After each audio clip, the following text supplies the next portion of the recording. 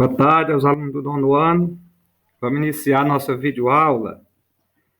Nessa unidade, nós vamos estudar os horizontes de compreensão sobre o mundo atual, ao estudar o processo de urbanização e as transformações da produção agropecuária. Ao tomar esse caminho, você aprenderá sobre o comércio mundial de agropecuária e os problemas relacionados ao uso da terra e à indústria de alimentos. E também será incentivado a refletir sobre o problema da desigualdade mundial de acesso a alimento. Por fim, você estudará as cadeias industriais e de inovações e as consequências dos usos de recursos naturais e das diversas fontes de energia em diferentes países. Então, nós vamos iniciar o conteúdo falando sobre o processo de urbanização. Então, antes de falar de urbanização, a gente tem que ter ideia de o que é urbanização. Então, existe o processo de urbanização, é quando as pessoas vivem na cidade. É a urbanização, quem vive na cidade. E a população rural é quem vive no interior, na zona rural. Então, nós vamos tratar do processo de urbanização. As pessoas que vivem na cidade. Então, nós vamos ver que a urbanização é o processo pela qual a população urbana cresce a taxas mais elevadas do que a população rural. Quer dizer, quando as pessoas na cidade, o número de pessoas na cidade é maior do que as pessoas no campo. Então, a urbanização mais acelerada aconteceu a partir da Revolução Industrial. Então, esse conteúdo vocês vão acompanhar no livro, na página 48. Vocês vão pegar o livro e acompanhar, que tem todo esse conteúdo. Então, a urbanização mais acelerada aconteceu a partir da Revolução Industrial, entre os séculos 17 e 18. Então, o que é a Revolução Industrial? Quando eu falo em Revolução Industrial, foi quando surgiu todas as formas de aparelhos que existem hoje. Por exemplo, antes não existia nenhuma tecnologia, nenhum aparelho, nenhuma máquina, tudo foi criado em um certo tempo. Por exemplo, não existia moto, não existia carro, não existia uma geladeira, não existia um computador. Então, a partir da Revolução Industrial, que foi na segunda metade do século XVIII e XIX, quando ele fala século XVIII e XIX, qual é o ano que se refere? Vocês sabem? O século XVIII foi a partir de 1701, começou. Como é na segunda metade, foi a partir de 1750, né? Então, foi quando surgiu as primeiras formas de máquinas, de aparelhos que existem hoje. Tudo que existe hoje foi um dia inventado. Os países europeus, os Estados Unidos e no Japão. Então, a industrialização atraiu contingentes populacionais do campo para a cidade, em razão da necessidade de mão de obra para as fábricas. Então, o processo de urbanização ocorreu quando surgiu as fábricas, as pessoas que antes viviam no interior passaram a viver mais na cidade. Por exemplo, em países como o Brasil, México, Argentina, a urbanização é mais recente.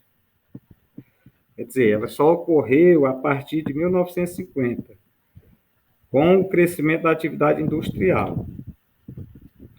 Então, é importante lembrar que em alguns dos países, como o Brasil, a urbanização não foi apenas resultado da industrialização, mas também dos problemas existentes no campo.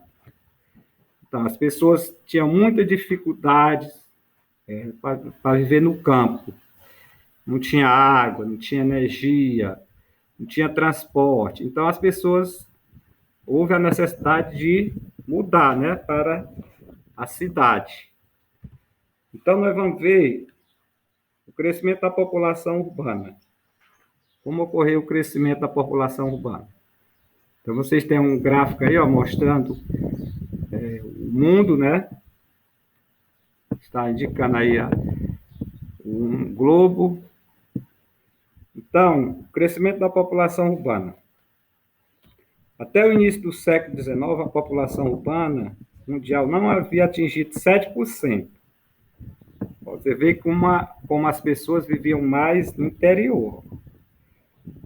Até o início do século XIX, quer dizer, 1800, só 7% da população vivia em área urbana. O restante era o quê? Viviam tudo no interior, mais na zona rural. Cerca de 2 séculos depois, em 2008, a primeira vez na história, a população urbana ultrapassou os 50%, cerca de 3,3 bilhões de pessoas.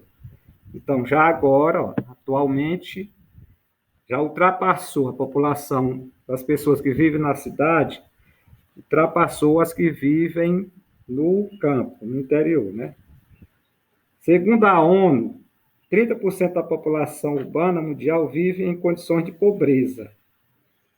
Cerca de 1 bilhão de pessoas moram em áreas irregulares e habitações precárias. Entre 20 e 40 milhões de famílias não têm moradia. Falta de emprego é outro grave problema, levando 37% dos moradores de área urbana a trabalhar na informalidade. Então, isso significa o quê?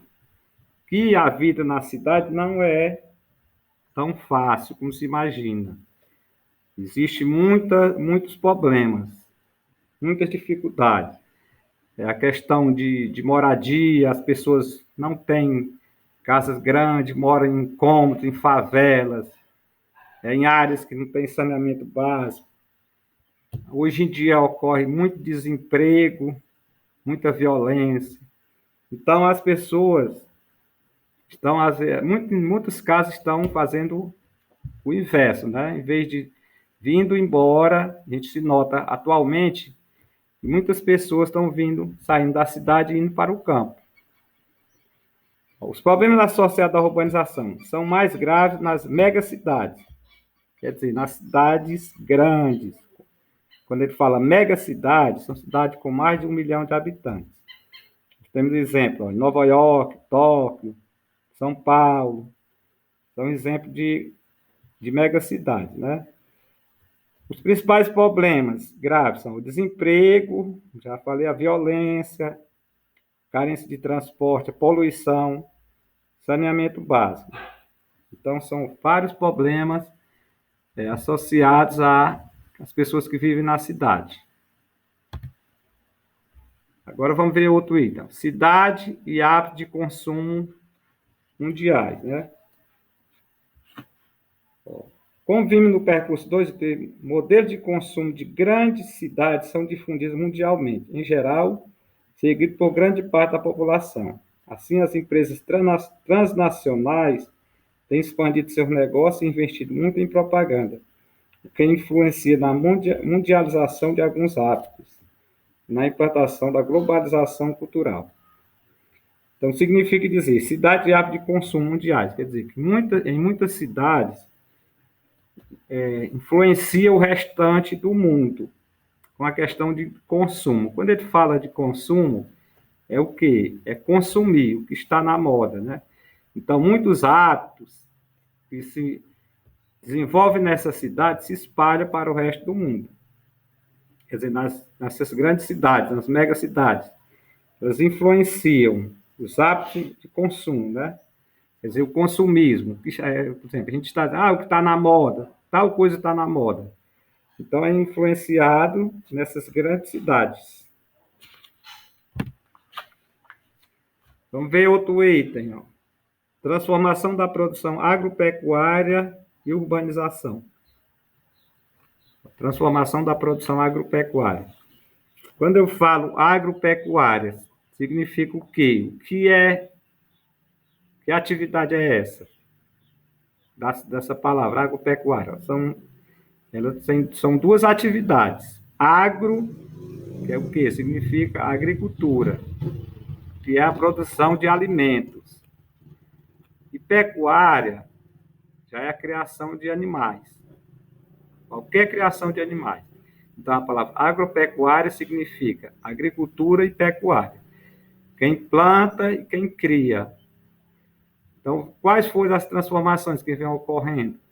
E urbanização, quer dizer, a cidade. Né? As transformações da atividade agropecuária decorrem da introdução das inovações científicas e tecnológicas no campo, desde os anos 1960.